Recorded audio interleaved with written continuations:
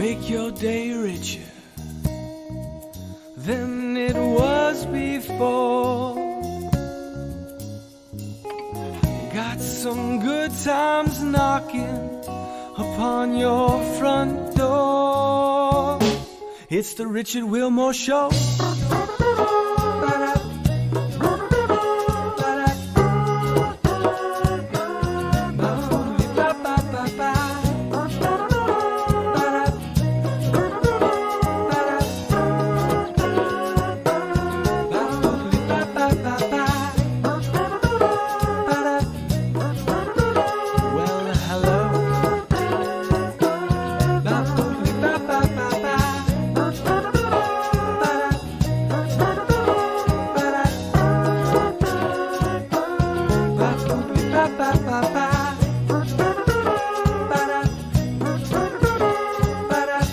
Ladies and gentlemen, Mr. Richard Wilmore. I don't really know what to Fancy. do, but we're here with Christian Stryder. You're the creative director and CEO of Stride Studios. Mm-hmm. Tell everybody what that is. So we are a video production company that does commercial. We do film work. We are one of the largest in San Antonio, and our big things are really trying to push, serious video production in San Antonio. So How did you get into it? So I kind of got into it. Funny enough, I was in music first. A lot of people I always talk to always say that music is kind of how they got into it, which is weird. But I was doing music, not having a lot of luck with it, trying to, go that route. And every time I put together like a song or something, I'd always kind of stick this visual to it. And so just one day happenstance, I had a buddy of mine that was like in a video production class, and I just used to go there to just mess around. And they started talking about film one day, and they're like, we're talking about like some of these great films. Like, if you look, this is what the reason the composition is like this. And I was like, oh, that's kind of interesting. And so, that was kind of just a little peek into, what the video world had to offer. And so I kind of, he had a little project where they gave him a bunch of equipment to make a short film. And I was like, hey, I'll do your short film if you let me use the equipment. And he's like, okay.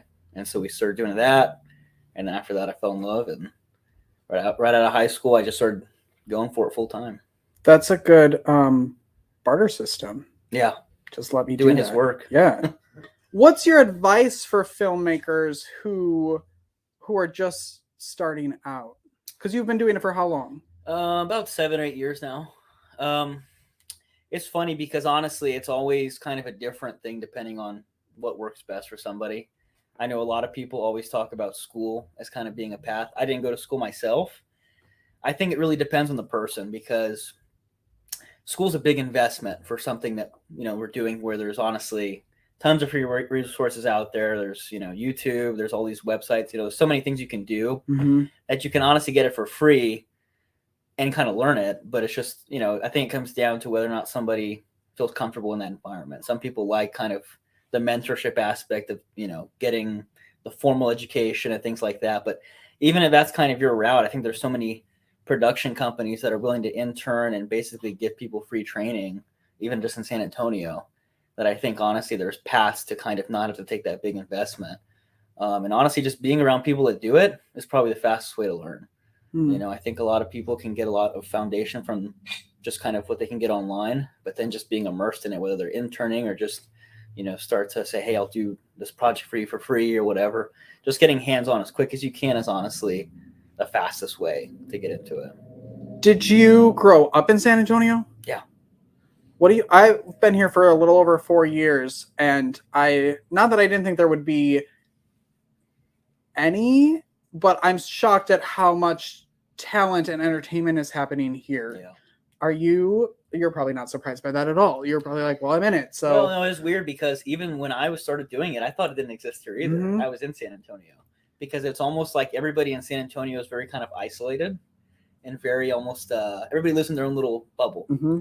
And so nobody ever kind of, for a long time, nobody was networking or like, I thought, oh, you know what, I got to go to Austin or something. And then finally, after doing it, and I was trying to find people to kind of help me, I started looking, and I'm like, hey, there's actually a lot of people here that do this, and it's just that you wouldn't know. And so once I kind of figured that out, I was like, maybe it's actually pretty viable in San Antonio. And so that's why, like, for me, I'm real passionate about San Antonio because I grew up here. I like the city. I'm biased, but I kind of think we're better than Austin. And I think unless you're someone from Austin coming on the show, then we love you just as much. Right. But we have good infrastructure here, and I think there's a lot of reasons people would want to be in San Antonio. And I think we can honestly do what Austin is doing. Mm-hmm. It's just a matter of kind of creating that environment they have, which is all the creatives are tapped in together. They're always networking. They're like aware of each other, and they're trying to work together. And so that's what we're trying to kind of do in San Antonio too. I want to talk about the 48-hour film festivals, because I know you sent over clips of that. I feel like those happen a lot here. Between here and Austin, there's always like a 48-hour film festival happening. Can you talk about what those are and like what that is for a filmmaker? Like what actually happens during those? That's a pretty crazy competition. It's basically you have 48 hours to make a short film. That's roughly about like 5 to 7 minutes. And so like on a Friday night, they basically will give you these kind of random elements where it's like a random genre, random prop, random character. And that way you can't like pre-write anything. That forces you to write that Friday night. And then basically you have Saturday to shoot the thing and then Sunday to edit it. And so it's wild. It's crazy. It's a lot. But it's honestly something that's really, the reason that we started doing it was because we were already kind of doing our production and stuff. Like we were probably 2 or 3 years into our company when we did our first one. And it was actually more of just hey, you know what, this would be a fun little break from like the normal work. Us actually getting to do something that we want to do. And so that's kind of the first reason that we did it. But in doing it, it was a good kind of experimentation of like, hey, you know what? This is us having to kind of really see how systemized we can be. Like if we were doing a film for real, how much in place can we get things to where we can actually try to make this like, work smoothly. And so that was kind of the fun of doing that. It's like you learn how to make a film in a short amount of time. It's a low time commitment. Everybody does it has to do it for free. Honestly, going back to the whole, hey, what would you do like if you were trying to get in the film? Honestly, the 48 is a great starting point because it's basically you getting everything that you would need to make a film kind of for free. It reminds me of like soap operas where it's like quick. A soap opera, you're doing a show every day and you get 48. You write it, you do all of that in 48 hours. Yeah. I was looking at some of the clips and I want to show a clip of The Dawn, your newest one. Can you tell everybody about that? Yeah. So without giving away too much, it's I guess period piece that's kind of set in a older time to not give away too much. And what we try to do with it was we really wanted to see like how far we could push our skills like on a 48 in terms of like the setting, the costume, the production value, all that stuff. Just how far could we actually push a 48? Could we show this to somebody without telling them we did a 48 and them kind of know or not know, hey, how much time did you guys do this in? So that was kind of our goal with trying to do this. So, all right, take a look at The Dawn right here, the trailer.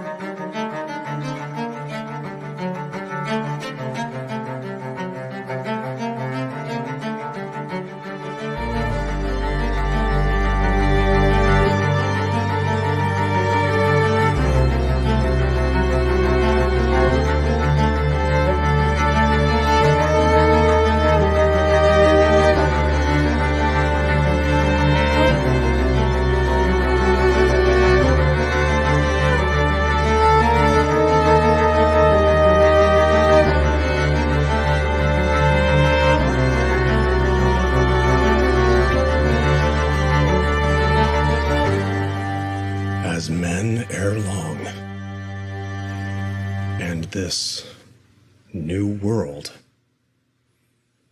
shall know. All right. So yes, StreamYard is what we were talking about during that, but that's the dawn. And I saw while I was watching the clips that actually some of your actors have been on this show. Marvin Ritchie's been on the show. Abraham's been on the show. Okay. So I was like, oh, it's a small little San Antonio. And that's what you start to see is like a lot of good people kind of, I think are, try to work together, try to keep doing things together. And I think that's what's good as I've started to see just over the past couple of years, like San Antonio really started to get in there and trying to create that network. So. Yeah, and people are really starting to realize that it can actually be a viable thing here. That's what's exciting. Yeah, that's so. What are you working on now, or what's coming up for the rest of the year? So we are doing a lot of commercial. We do a lot of commercial work. So we do stuff with like Baptist Hospital is one of our clients, United Way. We do a lot of stuff with the military. So we have a lot of commercial stuff that keeps us pretty busy. But the one thing that we kind of recently shifted to is opening up. This actually just happened like a week ago. We finally kind of officially just opened up our services to actually facilitate like film production. Mm-hmm. And so we actually just had our first meeting with somebody to actually kind of start to talk about that production process. So somebody came to us with a script, and now we're actually looking at putting it together and producing it for them. So we've kind of opened it up. We're trying to actually do what I'm saying, which is the film, make film viable here. And for us, we're a studio that has all the equipment, the resources. We have the crews together. We do all this, this is what we do full time. So, what's beneficial is if you get a creative with the right mindset who understands, hey, you know what, you guys know the process and I know what the vision is. And that's the right person, to come to us and say, hey, we know how to facilitate it best. We'll stay true to your vision, but, we know how to execute it. Is that just exciting? Are you nervous about kind of that expansion, or is it kind of everything? It's a little bit of everything. Yeah. It's a new process for sure. The technical execution part of it, it's not really the scary part. That's actually the part that's fun, that's comfortable, it's easy. The different thing is kind of making people take San Antonio seriously. And so, for us to kind of get this project funded and kind of be able to distribute it and stuff, that's kind of the part of the process a little bit more, I guess, nerve-wracking. But we've kind of already established some connections for that to kind of, be able to make that process a little bit easier. But I think the more that we continue to do it, the easier it's going to get. I think right now, if somebody was to kind of say, if we try to partner up with like one of the contacts we have, like a Netflix, for example, right now they might say, okay, there's a project coming out of San Antonio. Maybe the writer director that, came to us doesn't have a lot of credentials. It's going to be a harder pitch. But I think the more that, we continue to do this, the more people will kind of say, hey, you know what, it's pretty viable. And that's kind of the funny part too, is that San Antonio used to be like a big film production city. And like they did like Ace Ventura here. They did like a bunch of like big films. That place, Alamo City Studios downtown, that's like they used to do a bunch of big stuff. And so it used to be here, and then it just kind of left when the tax incentives went away. Mm. And I think now we kind of starting to see it come back. So. It's definitely starting to come back. Yeah. I feel like you have a really fun, cool giveaway for people that, when you hear it, and if you want to nominate, I don't know, a talk show or something for what you're about to give away, feel free to, but tell everybody what that is. So we're going to be doing a giveaway like on our social media. I guess giveaway is not really that's an easy term to use, but what it really is kind of a nomination thing. And so what we're doing, there you go. And so what we're doing is basically we're going to be giving to a company based on the nominations we receive, whether it's a brand, a product, a business, a talk show, a artist. 5 people in the audience. There you go. That will be nominating. We're going to be doing a post so they'll be able to go in and actually comment, nominate, and then they can get additional consideration if they like share the post of their story and do that stuff. But basically, once we make that selection, we're going to be giving that person a free full commercial production that'll be like broadcast TV, ready. That's amazing. So we've been talking about this for a while, and finally it's okay. You know what? I think we've been trying to figure out how we want to do it. And I think the nomination system is going to be something that works out great. So people can actually, if they have a brand or business really passionate about, then this is kind of their chance to kind of put it out there for them to get that publicity. Do they have to be in San Antonio for that? No. Oh, crap. Yeah. That's awesome. We're trying to keep it regional. Yeah. But, if they're semi-local, San Antonio, Austin, Dallas, something like that. They'll figure it out. Yeah. They'll figure it out. How can people best support you and Stride Studios? So, our big thing is we're really trying to push film. For us, we are big about, building businesses and trying to create more of that production environment here. So, the more that, for example, a company like us is able to grow, the more we're actually able to help grow, production here in San Antonio. So, every time somebody sends a company our way, or we're able to kind of grow our resources, the more we're able to kind of give back to San Antonio.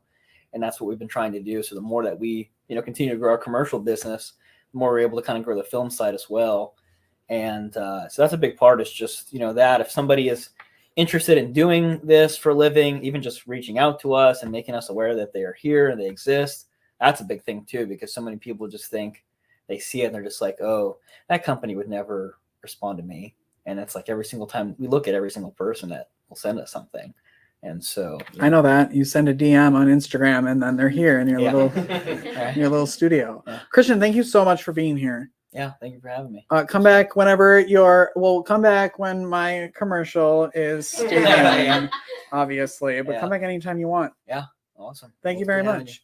We'll be right back after this. You can clap now. It's good.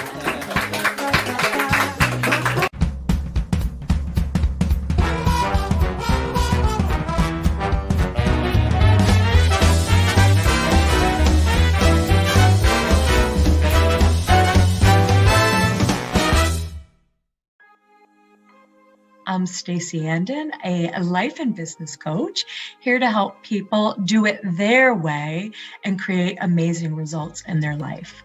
I've got one question for you today.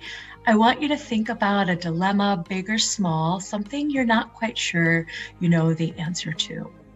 And I want you to imagine your 10-year from now self is standing right next to you right now, and you get to ask that self any question you want about this thing, this situation that you're not quite sure about. What wisdom does yourself have for you? What guidance? Anything is on the table to ask. I would love to hear what happens when you have that conversation. Check me out at staceyandon.com and pop over to my Facebook group, Unlock Your Midlife Magic, and talk to me anytime. Wouldn't it be great if your business could have a commercial on TV? Now it can. Secure your Season 5 sponsorship by visiting richardwilmore.com. Advertise on Apple TV, Roku, and Amazon Fire TV by sponsoring The Richard Wilmore Show. Become a sponsor today. Go to richardwilmore.com now. And then Moulin Rouge, was that the thing? I that was like musicals. Yeah. I don't know. Barbara Streisand. I have one of her albums from back in, I don't even know when it was, because I am a huge Rosie O'Donnell fan. So Rosie loved Barbara Streisand. So Yes, she was like, there's a new I Barbara know. album. I watched all those. Did you? Watched her freak out over her too. Yes. And I'm the same. I would freak over if I met her. Did you watch when she was on the show for the first time? Yes, I did. Did you cry? Yeah, of course. Yes. And then when she sang, she's like, just sing calmly. Mm-hmm. And I was like, oh my God. It was just, There's you never want to meet people you're enamored with, because if they do something wrong, it'll just break your whole I heart. know. You don't want to meet them. So I was next to Shirley MacLaine in a show in LA. She was sitting like right next to me. All I did was stalk her the whole show. I didn't even watch the show. of course. And her hair was white, because she's like me. We're redheads, but now she's gray. So Mhm. she's white-headed like I am, but she had let her hair be white because she wasn't in a show. When she's show, she'll go red. She was with her granddaughter, and I was like, I am not going over there. I'm not. And my ex-husband was like, go say something to her. I just couldn't, because I was like, if she says get the fuck away, I would be ruined. So I didn't talk to her. But now I'm like, why didn't you just go say, I admire you so much? But I don't think I could do it. Cher too. Oh God, never. I would never want to talk to Cher. Why? Because I would just. I feel like She's my idol. Yes. I mean, this is a complete ripoff of Rosie's show, my show. And she would be like my dream guest, right? Like, Yeah. I would probably just close it all down if she were on. Like, I'd be like, all right, I'm done. Yeah. But I think if she walked through the door, I wouldn't know what to even say to her. That's what I'm saying. You don't want to meet someone famous because that you're enamored with. I've met famous people, whatever. Yeah. But people that you're like, oh my God. Do you? So Because they're just people. they are just people. But Like Britney Spears, when she was at the height, my daughter is such a Britney Spears fan, and she lives in Malibu. My brother lives in Malibu. So I was like, if I ever saw her, I'd be like, can you take a picture of me and my daughter? Like, not, I'd like to do that to a famous person. Can you take a picture of me? Like, I don't want one of you. That would be I like to be so cool. Like, I mean, you're standing there. You might as well take a photo. I mean, I went to the Grammys and people were looking at me like I was something because I was at the Grammys. Yeah. But they don't know that you're. What were you doing at the Grammys? My stepfather won about 4 or 5 Grammys. Bernie Grumman mastering. Oh my gosh. Yeah, they live in LA. My biological mother was an actress and she gave me up for adoption. She's an artist. She lives in LA and the Pacific Palisades. And then my stepfather has a Hollywood studio in Hollywood and in Japan. But I was adopted, so I didn't live that life. I lived in Houston with the engineer dad and the teacher mom. I mean, and that's why. And then when I met her, I was like, "You're like Ginger on like all my life." Wow. I thought Ginger was my mom, and then when I met my biological mom, I'm like, she is. I mean, she's glamorous, she's gorgeous, she speaks 4 languages. It's really weird.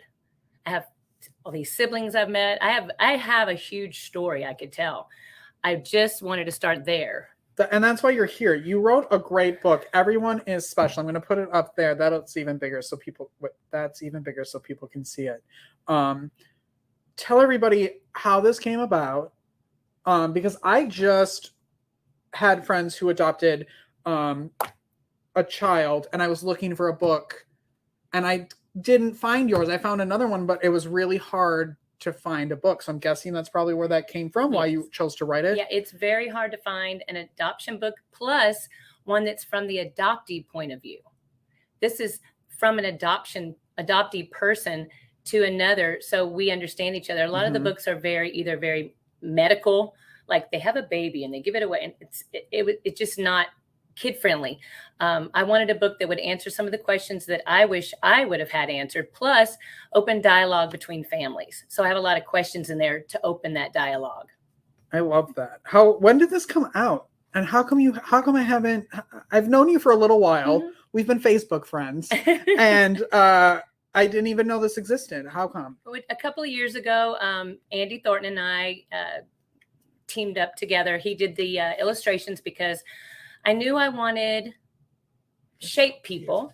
I didn't want children to say, "Oh, well, those are white people," and I'm not white. So I wanted to make sure this was for any child with 2 mothers, 2 fathers, interracial couples. I didn't want kids to be stopped by the pictures, so we made sure we made some funny little shape people, and the kids really seemed to like it. And I have friends that have children that are not adopted that have bought the book, and they love it too. Of course, because it's literally for everyone. It is. That's what I love. What has been the response to this? When I actually show the book and read it, people love it. I just need to get myself at the bookstores, and I need to, I just need to take the time to promote the book. And I think it would go well. I just haven't had the time with work and theater. And theater and life.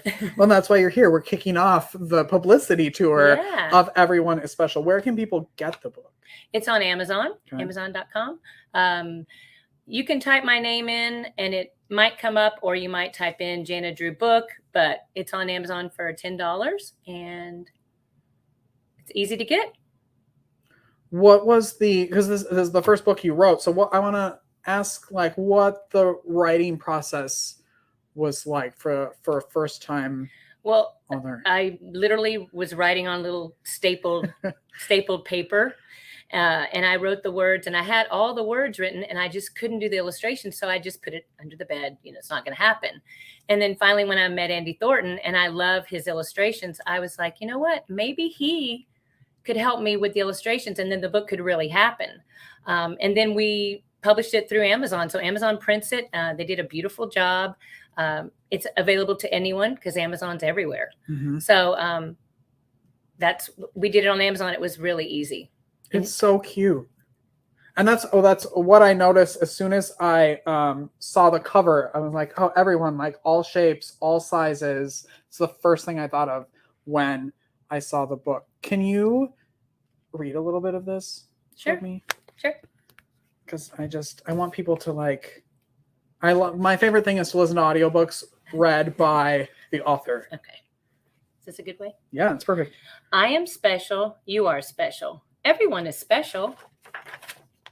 What makes you special? What can you do? Every person has a mother and father. Some people have 2 mothers and 2 fathers. Someone made you and loves you. Other people take care of you and love you too. All children need parents to love and take care of them. Who takes care of you? Mm. Many people can have children but cannot be parents. Other people cannot have children but can be parents. All children need parents who can love them and care for them every day. What are your parents' names? There are many reasons why a person may not be able to take care of a child. Some children may need someone else to take care of them. I have a birth story. You have a birth story. Every story is different. Yours is special. Mine is special. What? You will have questions. Some can be answered and some cannot. Your parents will guide and help you. They love you always.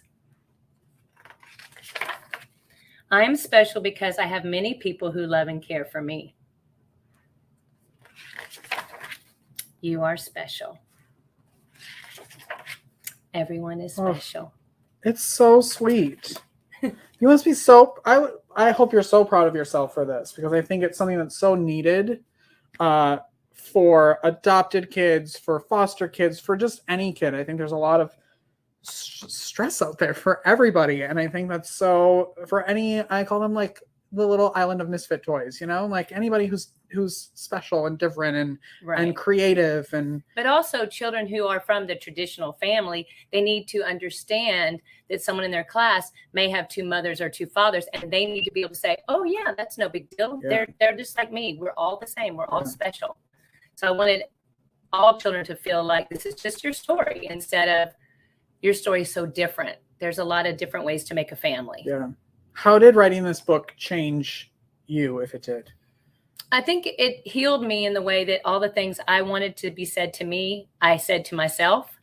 And then the fact that I can make this available for other people made me feel like I was doing something. I mean, I'm a teacher, so I feel like I'm making a difference by that.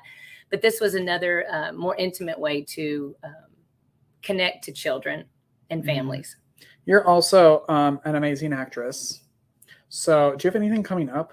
No, I did the summer. Yes. I did the summer, and then this is the beginning of school, so I don't do anything in the fall because the beginning of school is so stressful.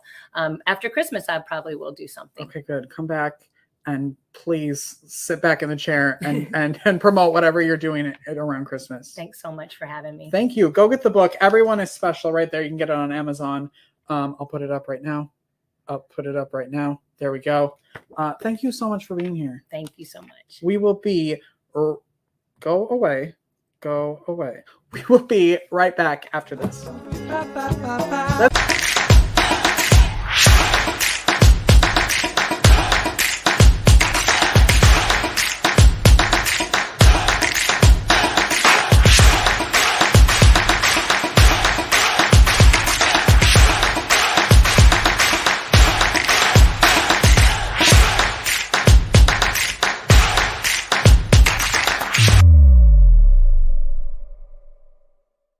Hi, Wendy Wright of The Wright Fit, and here are 3 easy eyeshadow hacks to save you a little bit of time. The first being, just pat on a little bit of tinted eye primer for a nice creamy effect. Number 2, try a concealer that's about 2 shades darker than your natural skin tone, and it's going to give your eyes a nice pop. And the last hack, number 3, is if you want to add a little shimmer and a little glam, you could always try a jumbo eye pencil. So just draw on the color and gently pat it in with your ring finger, and you can also use it as liner. Thanks everyone for listening. You can reach me at wendy@therightfit.net. See you soon. Bye-bye. Wouldn't it be great if your business could have a commercial on TV? Now it can. Secure your Season 5 sponsorship by visiting richardwilmore.com. Advertise on Apple TV, Roku, and Amazon Fire TV by sponsoring The Richard Wilmore Show.